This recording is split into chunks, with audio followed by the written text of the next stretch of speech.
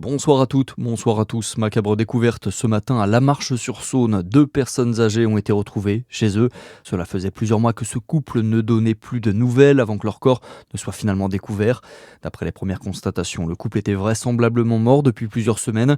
Plusieurs hypothèses sont actuellement à l'étude, notamment celle de l'empoisonnement au monoxyde de carbone. Coup dur pour les salariés de la société Fralsen à Besançon. Ils ont appris aujourd'hui que leur entreprise était placée en liquidation. Décision rendue par le tribunal des activités économiques de Lyon. La société spécialisée dans les mécanismes d'horlogerie était en redressement judiciaire depuis 2025. En tout, 63 salariés devraient perdre leur travail.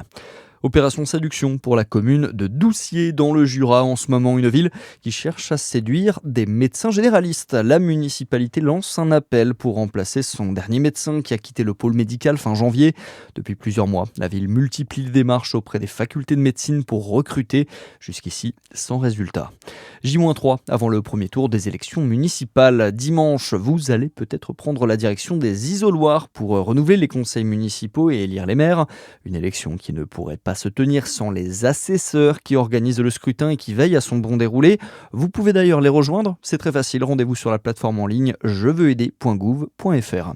Dans le reste de l'actualité, le détroit d'Ormuz doit rester fermé. Ordre donné par Mojtaba Khamenei, le nouveau guide suprême iranien. Il a fait lire son premier message à la télévision d'État aujourd'hui.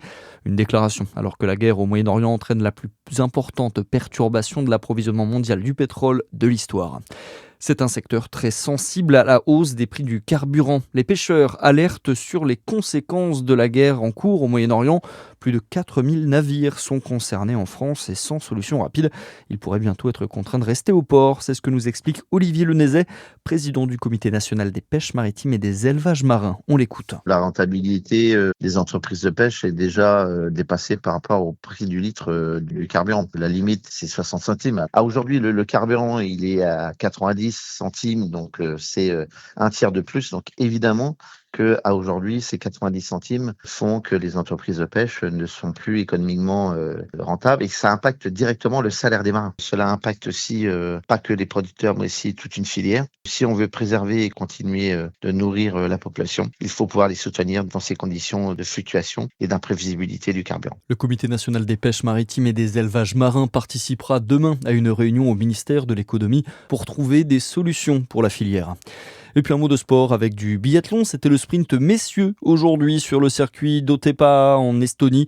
Quentin Fillon-Maillet rate le podium, mais il termine dans le top 5 et marque de précieux points dans la course au petit globe. Notez également la belle course d'Oscar Lombardo, le doubiste termine à la 8e place. C'est tout pour l'essentiel de l'actu. À suivre votre météo sur Fréquence Plus.